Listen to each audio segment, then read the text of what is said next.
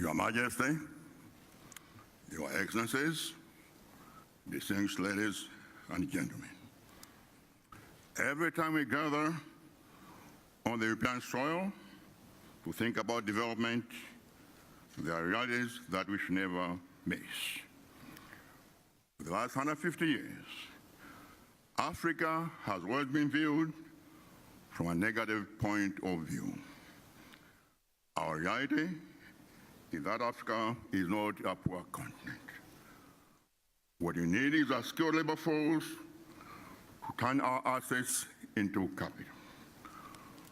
Although it's mostly poor, Africa has a lot of resources. Sadly, however, part of African poverty is created by global structural imbalances. Today, I want to address the question of investing in the human capital. I want to address the situation of the youth and the women in Africa and the rest of the developing world. The case of Africa is very telling. It is important for us to invest in the human capital because much of the African situation results from lack of skills and the way we think. The sub-Saharan Africa, where I come from, receives about $134 billion each year in loans and development aid. But $102 billion is taken out of African region through tax evasion, illegal transfers, fight of jobs profits, and expenses resulting from climate change. This is unacceptable. The problem is that aid is not a bad thing. We're not out to demonize financial aid. We know that the Europe we see today and admire today is also a consequence of financial aid delivered under the Marshall Plan. So it means we can have better aid which will support our trade and sustainable development. And we thank European institutions for providing more than 32% of all official aid to Africa, with Malawi getting about 32% of the European support. Today, our vast world has shrunk into a small global community. This means the world will continue to share fortunes and challenges, because the global human ecosystem is more integrated under globalization more than ever before. Yes, the challenges facing Africa are bound to haunt Europe sooner than later. The fortunes of Africa are bound to benefit Europe and the people, and vice versa. Poverty and unemployment in Africa will become a migration problem in Europe. This is a problem every European leader has to contend with. While you worry about migration, Africa is worried about youth unemployment. And here is the correlation.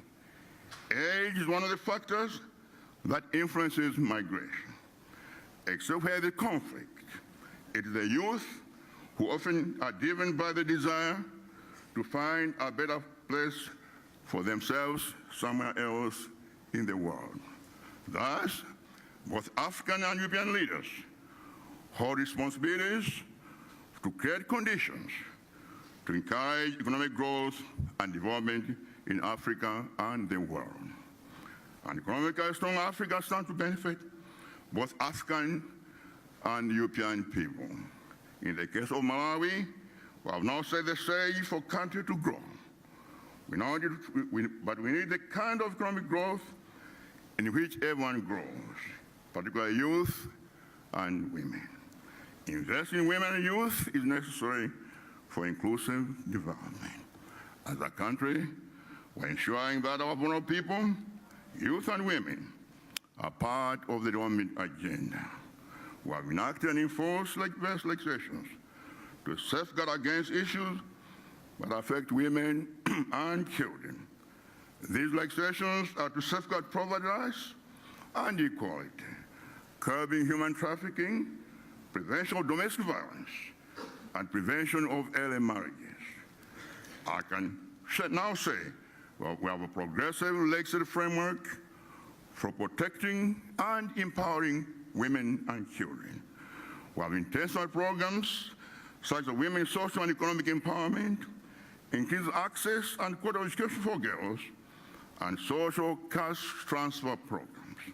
Above all, we have taken proactive measures to include women in strategic decision-making positions, such as Clerk of Parliament, Solicitor General, Ombudsman, and Chairperson of the Malawi Electoral Commission.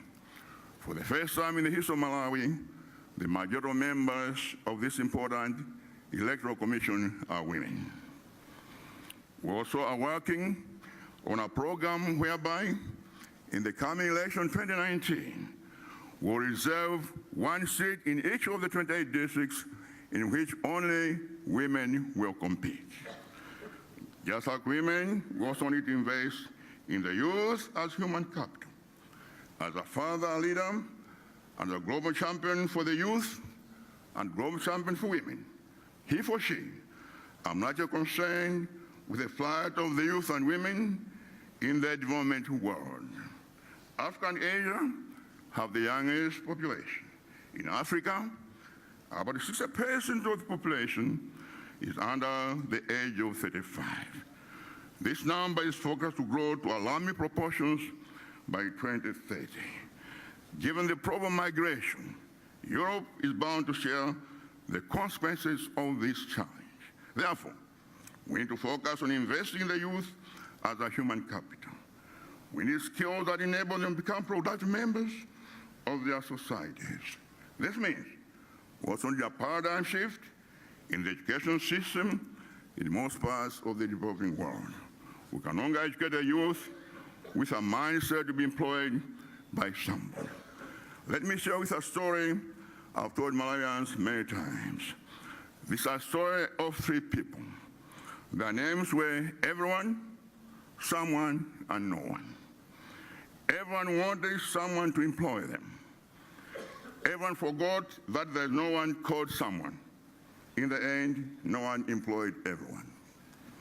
To avoid this scenario, in this story, we have our country engaged in a comprehensive skills development program. We are building community technical colleges across the country in order to equip the youth with employable and employing skills. This is also one way of creating a skilled labor force that must support the investors who are flocking to Malawi. This is why I want to see Africa and the rest of the developing world engage in this effort. Unless we deal with the employment problem of the youth, some problems of the developing world will continue to haunt Europe. This task is our mutual responsibility. I thank you for your attention.